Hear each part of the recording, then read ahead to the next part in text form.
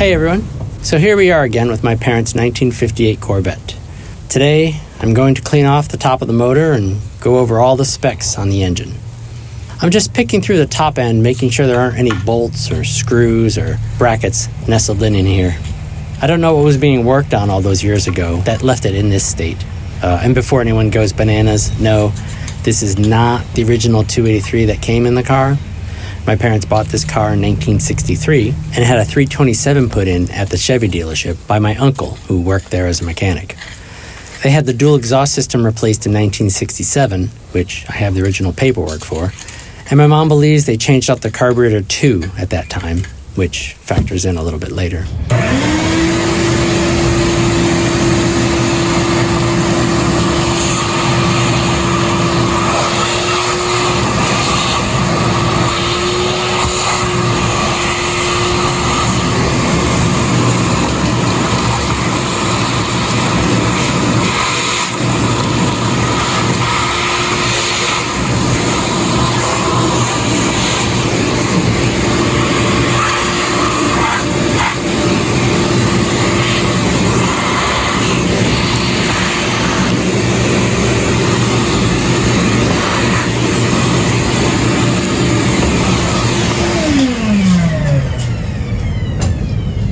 No, I don't have the original 283 sitting in a crate behind me that comes with this car. Sorry. With my dad in poor health and my uncle's passed away long ago, there's little for me to go on other than the notes from my 80-year-old mom and some random paperwork found in boxes around the house. So I'm doing my best to show you what is here. And again, I'm not an expert, so please bear with me.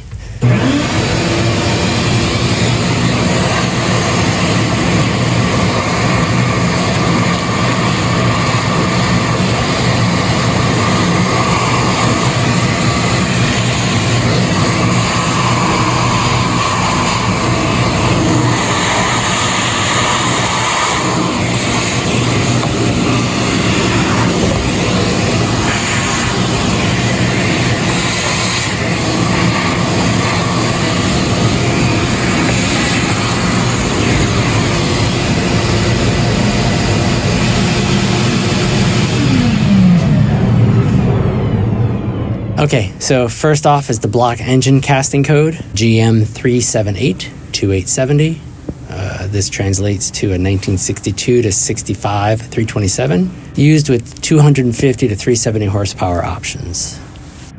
Next is the engine date code, H143. H meaning August, 14th is the date, 3 is 1963. The engine stamp is F701CQ with no serial number, as this was a replacement block. F is the Flint division, 701 is July 1st. CQ is 4-barrel carb, perhaps? Okay, going to the driver's side. Here's the stamping for the power pack head, described by some as a triangle on top of the rectangle. Staggered valve cover bolt holes. Not sure if these heads were off the original 283 that came with this car originally, or if they were sourced at the dealership when it was installed in 1963. It would be great to have some paperwork on that swap, or talk to someone who knew all the answers, but this is what I got, and it's kind of like playing a detective or an archaeologist in ways. In my case, I am just gathering the information to pass on to others who may encounter something like this in their life, and you have to figure out what to do. Or maybe you stumbled upon these videos and you might want to buy the car. I just find it interesting.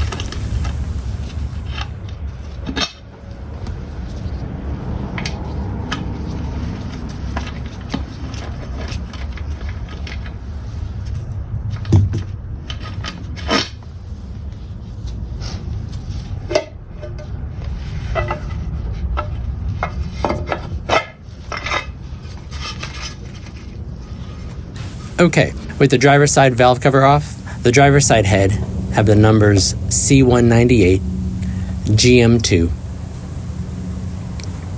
and 3748770 with the triangle.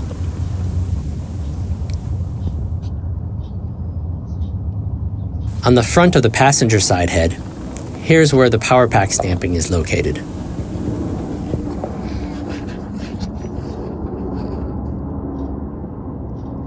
There are staggered valve cover bolts here too. And again, I'm just representing what is here. There's not anyone around to ask questions about this car, so what you see is what I see, and I'm just trying to do my best to show you what's here accurately.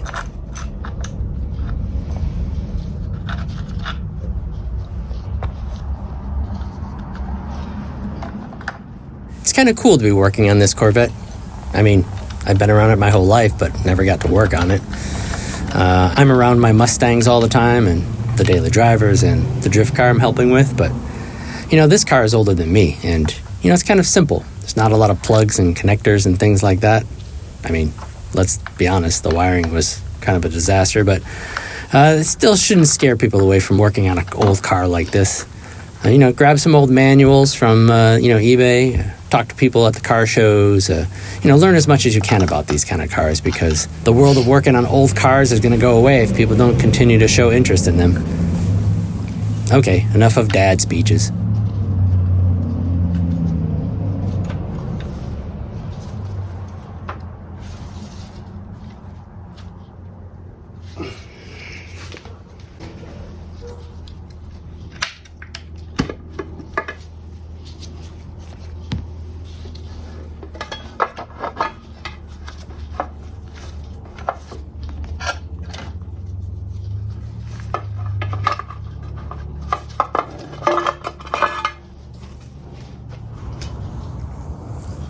The passenger side numbers on the heads, GM3 and the 3748770 with the triangle.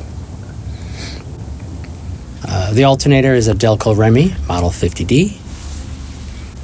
The aluminum intake is a Winters Foundry casting number 3794129, used on the 327-300 and 327-340 combos.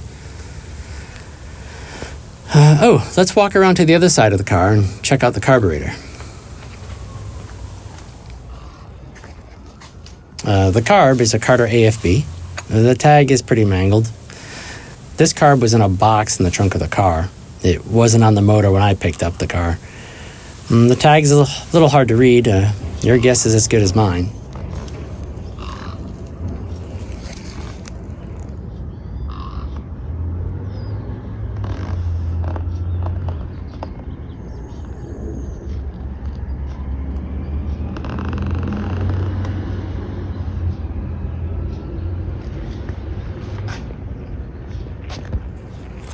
The model number on the carb is an F73721SB. Internet searching tells me the F7 might stand for June of '67, which might correlate with the exhaust installation. I searched the garage for any other parts or carburetors or things like that, but I didn't find any. This carb is all gummed up, so it'll need a proper cleaning and rebuild. Luckily, there are replacement parts for these carbs, and several folks out there who do quality rebuilds for them as well. I put the carb on there backwards. The distributor band shows a Delco Remy 8F18. And again, I'm not a Corvette expert, so if you have some info, put it in the comments. You know, I'm representing what is here, and I can't find any more info without opening up the block. But that's a job for the next owner. Perhaps it'll be you. It's going to be for sale soon, so be sure to watch. Thanks, and I hope you're enjoying these videos.